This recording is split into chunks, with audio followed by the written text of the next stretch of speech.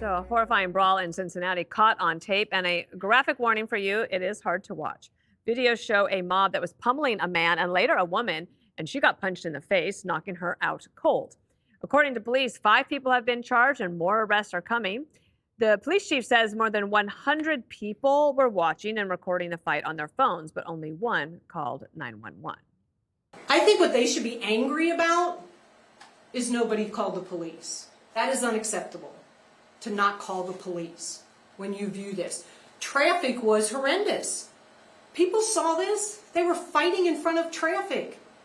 Why didn't somebody call us? So now the FBI is involved after Vice President J.D. Vance demanded justice. You had a grown man who sucker punched a middle-aged woman. That person ought to go to jail for a very long time, and frankly, he's lucky there weren't some better people around because they would have handled it themselves. And the only way to destroy that street violence is to take the thugs who engage in that violence and throw their in prison. And I think that has one of the frustrating things for people that live in the Cincinnati area, Greg, is that the arrests were slow to come and they're not sure about the prosecution. I used to think that New York was the city of the free punch, where somebody could walk up, slam their fist in your head, and then he'd be released an hour later. The police chief was upset about this, the smartphones, saying that, like, oh, you're not getting the whole story. Didn't she say that? I don't remember. Yes. But Yeah, she did. I thought we were going to play that. They should use their phones to call. Yeah, she said that. I thought that was going to be in here. She said you have to look. She said you don't know the context of what happened. Well, she should have told us what the context is. If you're going to say that what we're seeing isn't real, then tell us what is real. You can't just say, oh, my God, this is terrible. Social media makes everything worse. We know that. But it's interesting how the argument of context only goes in one direction. You know, no one cared about the context for the Covington kids. They charged Daniel Perry with murder because they ignored the context completely, that he was being a hero. We ignored the context for George Floyd, i.e. the lethal ingestion of drugs. I wonder what the context for this will be.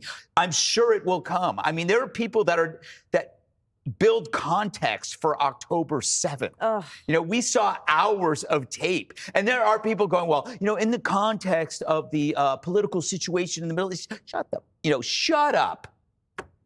Emily, what about the investigation from here and how, like, there's so many people and there's obviously a lot of eyewitnesses. They are collecting all the digital data, but in the meantime, you've got people who are victims of a very serious crime. Yeah, and respectfully, I mean, I think context mattered totally in Daniel Penny and Sandman and all those things. No context, and I'm speaking to the police chief now, Chief Terry, no context deserves or justifies that. That is not a brawl.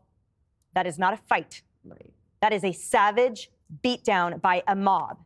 That is an assault. That is an attack, and that is hard to watch.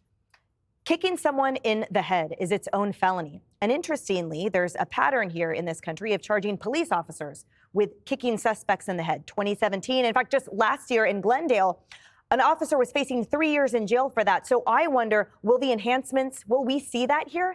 Because Ohio State has a law about complicity, where if you are part of a beatdown, of a group beatdown, then everyone is responsible for whatever the charges are that is videoed or actually proven. So all of them, in my opinion, should be charged with attempted murder, because we know, too, that there are one-punch murders, and you add in the kicking and the beating when they're down of a single mother. Nothing justifies or excuses that. And I wonder, too, and just musing here, about the penalty for the fact that there's reward in addition to dopamine of posting social videos of this, social media. So maybe, you know, I'm not for overregulation, but I wonder if there should be a law against posting violence for sheer joy, because that's clearly what these monsters were doing. And I am glad, by the way, that the feds are keeping an eye on this. I do not trust that local situation or that police chief to actually do the right thing and hold these people accountable, even though we're going to be paying for them to enjoy 3 square meals a day in jail forever, because they are not worth even $1 of our time. And I don't know if you guys have the same, but there's a few people that were attacked like that where I was growing up, and they were never, ever the same physically, ever. Oh, yeah. Interesting. Jessica. Would echo the sentiments from around the table. It looks like the context of that, I read somewhere that they were having some sort of shouting match. I don't know how that would justify what then went on to happen to these people. That particular riverfront area, I read, has seen a 25% spike in violent crime, whereas the trends are downward on a nationwide level.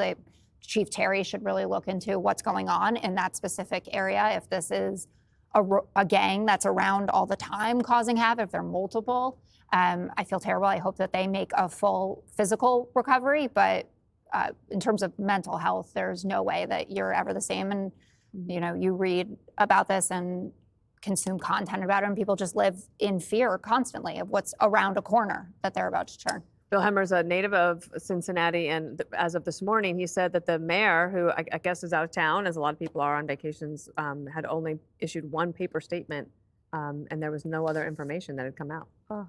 Yeah, if it wasn't for Fox, no one would talk about it. You got to separate the woman getting sucker punched with the guy. So the guy that hit the woman, obviously, he's disgusting. He's a coward. He wasn't raised properly or raised at all, and he needs to go to prison for a very long time. But the context, I think the police chief was talking about it. I saw the video, which started a little bit earlier, and the white guy was squaring up with a couple guys, and he was squaring up like they were going to go at it, and then a couple guys came in and tried to squash it. And then the white guy reached over and slapped the guy's face, and then he just got pounded. Now, no one deserves to get kicked in the head like that. That's not appropriate. That's not even the way you street fight. You don't do that. The guy's vulnerable. He's not protecting himself. You can't gang up on him like that, okay? Okay, but, Rambo. And everybody knows this, Greg. But, it's 3 o'clock in the morning. Yeah. And you're downtown, and you're drunk, and you have a woman with you.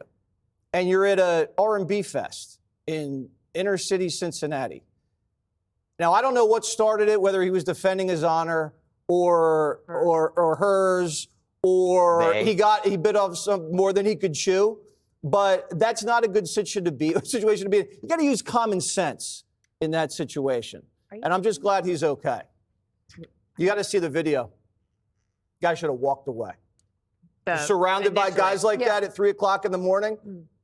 No, it's a fight you can't win. I think when Netflix does the series on this, they're going to have the crowd's going to be white, the victims will be black. So we'll see a whole new. They'll straighten it out. Yeah, they'll straighten it out. We'll see. All right, coming up, the senator who cried Abrego stages another ICE protest.